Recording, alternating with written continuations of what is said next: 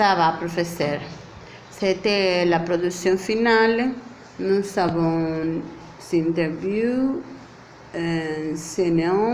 enseignant, les diplômés, José Gérard de l'école Maria Josefa Gomes, sur le thème naturel de la catastrophe et de sa conséquence en République dominicaine et sur la manière de l'éviter.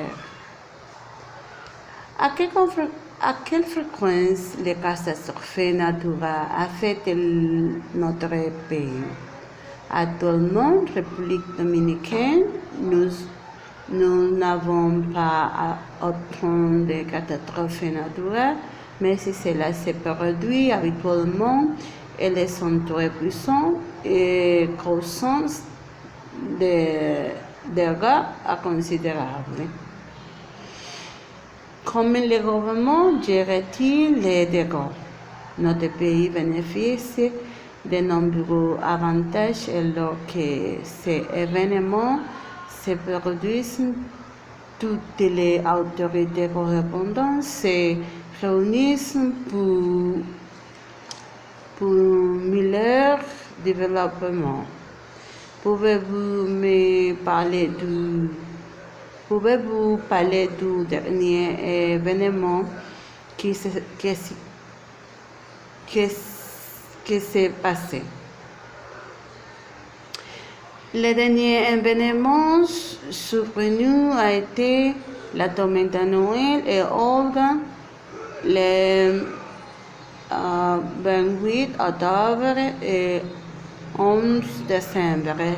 Respectivement, ces phénomènes menaient à peu près la destruction du village doué à Villa Altagracia et l'isolement de combien de personnes ont été évacuées? À 39 collectivités de la région du Sud en raison de la chute des ponts et l'inondation des rivières. La tempête Orbe a fait 42 morts en République dominicaine. Quel est le montant des dépenses? 34 000 personnes touchées et des dégâts dans 6 000 foyers. En plus de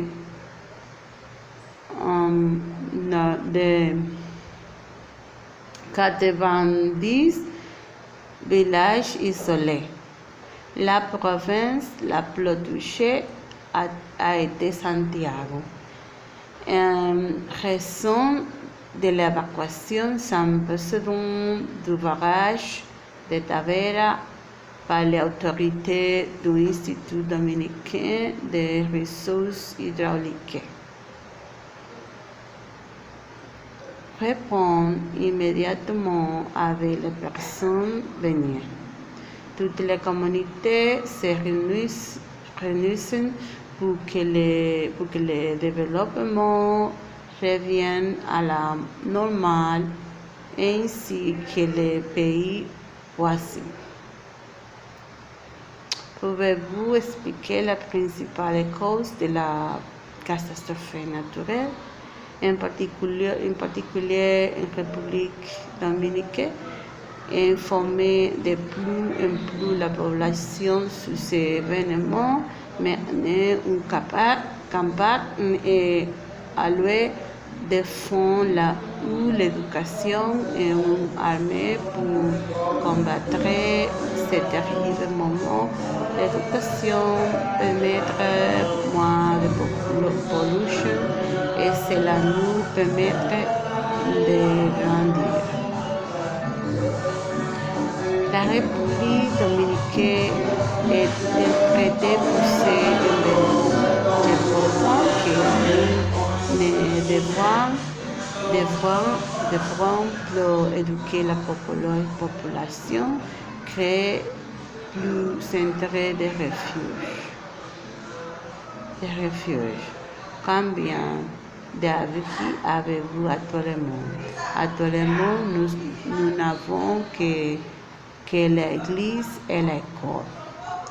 Quelles sont les mesures d'achat que nous avons prises pour que à chaque catastrophe naturelle soit moins dommageable? L'éducation pour la réalité des campagnes où offrir les moyens de se réfugier, surtout les rivières qui ne voulaient jamais tout quitter. Conclusion. Les catastrophes naturelles sont des événements qui devraient figurer quotidiennement sur notre liste, car ils sont tendance à se produire à tout moment. Ce sont aucun doute que les dommages causent rendent la population plus forte à chaque fois, ce qui devra nous motiver à nous développer pour améliorer la mesure de construction. Au revoir, professeur. Au revoir. Enchanté. Au revoir.